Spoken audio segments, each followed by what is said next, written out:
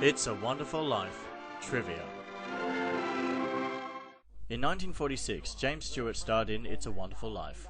But did you know 7 years earlier he starred in a film called It's a Wonderful World? Maybe he's just a wonderful guy.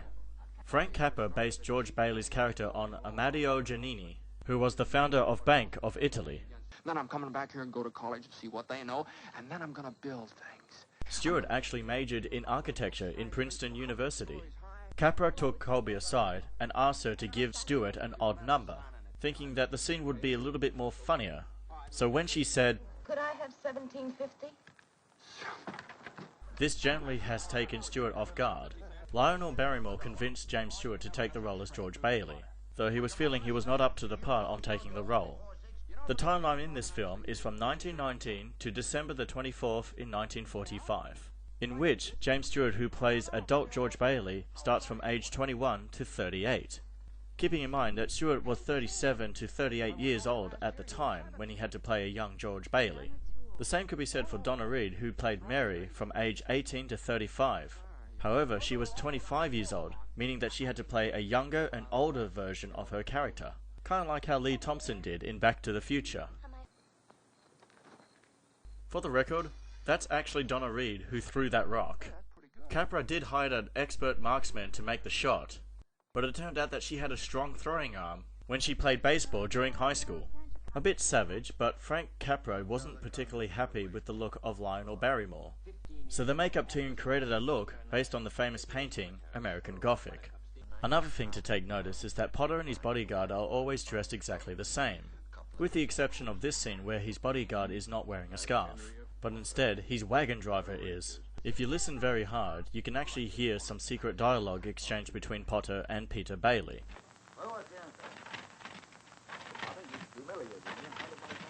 Potter's fate was left ambiguous. However, in the original script, after his last dialogue, Clarence confronts Potter about what he did to George. But even if that was to happen, we're still left with our imaginations to ponder what exactly has happened to Potter. I suppose most of us would like to think that he got apprehended by the police for tax fraud and corruption. And if it was to happen, this film would be a sensational life. You can hear Clarence's voice in the beginning of the film, but you don't see him in the flesh until the last 30 minutes of the film, and his screen time is only 15 minutes. How old are you anyway, Clarence? 293. In case you're curious, Clarence was born in May of 1653. Thomas Mitchell could have played Mr. Potter, but instead he was cast to play as Uncle Billy. My wild Irish road. You might think that he drunkenly stumbled upon some rubbish bins and made a huge crash, but instead it was one of the crew members who had a large metal tray full of props, and they accidentally dropped it to the ground, making that huge crash. And thinking quick, Mitchell improvised the line, "I'm alright, I'm alright!" The whole thing was unintentional, but it was contained brilliantly. Capra gave the stagehand a $10 bonus for improvising the sound. Robert J. Anderson has stated that filming alongside with H.B. Warner, that he was actually drunk in the scene in which he actually slaps him, and the physical trauma caused Anderson's ear to bleed, for real. But when the scene was finished, Warner hugged Anderson and comforted him. Even though Violet catches Mary's bouquet, she never marries. This is the only scene in which Violet is seen without wearing a hat or having something in her hair. On the 75th anniversary of the film, Virginia Patton, aged 96, who played Ruth Dakin Bailey, was still alive that she even outlived some of the child actors of the film. However, she passed away on the 18th of August 2022, aged 97. I'm pretty sure she had a wonderful life. Sheldon Leonard agreed to play Nick the bartender so he would have money to buy baseball tickets. You guys might not know this, but this is Jimmy the Raven, a raven that has appeared in over 1,000 feature films. Capra has used Jimmy the Raven in every one of his films that he has directed, but he also makes an appearance in The Wizard of Oz as the crow that landed on the scarecrow. The film has 5 Oscar winners: Lionel Barrymore, Gloria Grahame, Thomas Mitchell, Donna Reed, and James Stewart. The first and last time Capra produced, financed, directed, and co-wrote any of his films. Smith wins nomination. Could this be a little nod to Mr. Smith Goes to Washington, another film directed by Frank Capra, and also starring James Stewart? The Martinis are based off a family of Frank Capras, who were immigrated from Sicily in 1903. Frank Capra estimated that the film would be shot within 90 days. And miraculously, he was right, so the whole cast and crew threw a party to celebrate. Out of all the films that he has directed, Capra has said that this was his favourite film that he has made. And going along with film directors, Steven Spielberg has cited It's a Wonderful Life is one of his favourite films of all time. And posthumously, it was one of Akira Kurosawa's 100 favourite films. And while we're on it, it's also Donna Reed's favourite film of her own. Some of you might be wondering, why is this goat accompanying the characters to the car? It's a bit trivial, but goat in Italian is Capra. Surprise, surprise. Say, what kind of a teacher are you anyway? What do you mean sending her home like that, half naked? While airing on TV in the late 50s and early 60s, the line was altered for, "What do you mean, sending my kid home from school in the rain?" I'm not gonna lie, when I first heard the original line, I felt a little bit uncomfortable. Zuzu, my little ginger snap, how do you feel? Subtle product placement, as the name Zuzu comes from Zuzu Ginger Snaps. Bedford Falls was constructed within 2 months. It was one of the longest sets that they have ever constructed in an American film. The main street was 300 yards long, about roughly the same as 3 whole city blocks. The indoor swimming pool in the gym was filmed at Beverly Hills High School in Beverly Hills, California, and on the time of this recording, it's still there to this day. The year in this scene is 1919, and we can see that Gower's son died to influenza. During this time, it was the 2nd year of the Spanish flu pandemic, which started in 1918, and this outbreak claimed the lives of millions around the world, including 670,000 lives in the United States. The astronomers called these galaxies Stephan's Quintet. 6,000 gallons of fake snow made of formite, soap and water was used in the film. Even though this is supposed to be set in the time of Christmas, it was filmed during a massive heat wave. And on one day it got so hot that Capra decided to give everybody a day off to recuperate. Take this scene for example. Here we have James Stewart running through the main street of Bedford Falls, all while it's snowing. However, this was filmed on a scorching hot day in July.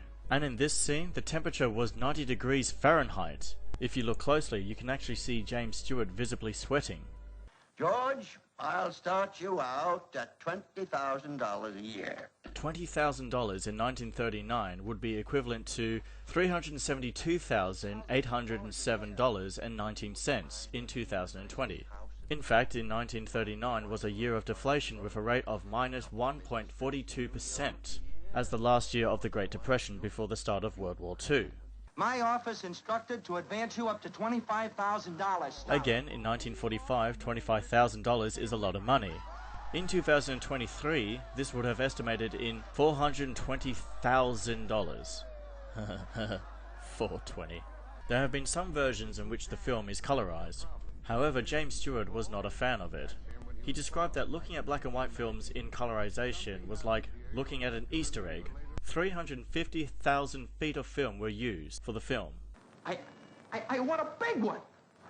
What'd you stop it for? Freeze frames are quite common in the modern days of cinema, but at this time it was quite uncommon, and I'm pretty sure audiences who first saw this film would have thought that the film reel was stuck, but the audio was still continuing on. I mean, that's pretty funny to think about.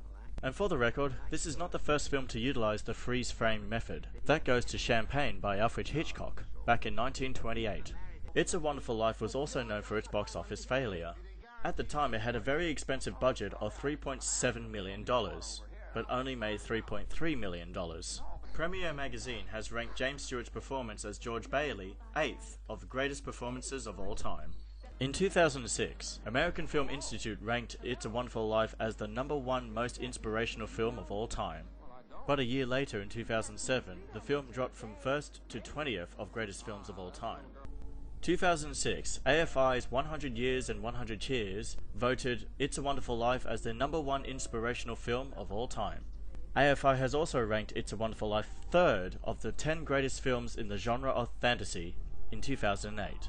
In 2004, BBC TV listings magazine Radio Times conducted a poll for the best film never to have won an Oscar.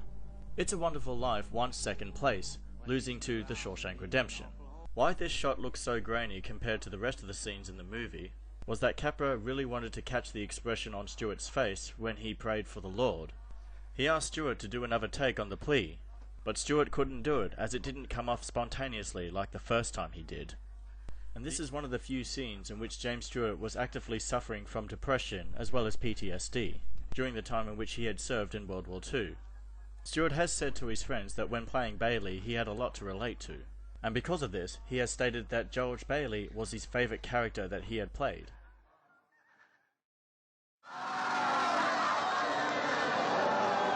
That's all the time I have for trivia, and this may be the last time I might be doing film trivia.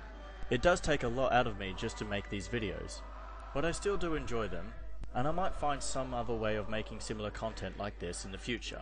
But whatever the case, thank you so much for watching, and remember, it's Frank Capra's It's a Wonderful Life, and have a wonderful Merry Christmas. That's a Christmas present from a very dear friend of mine.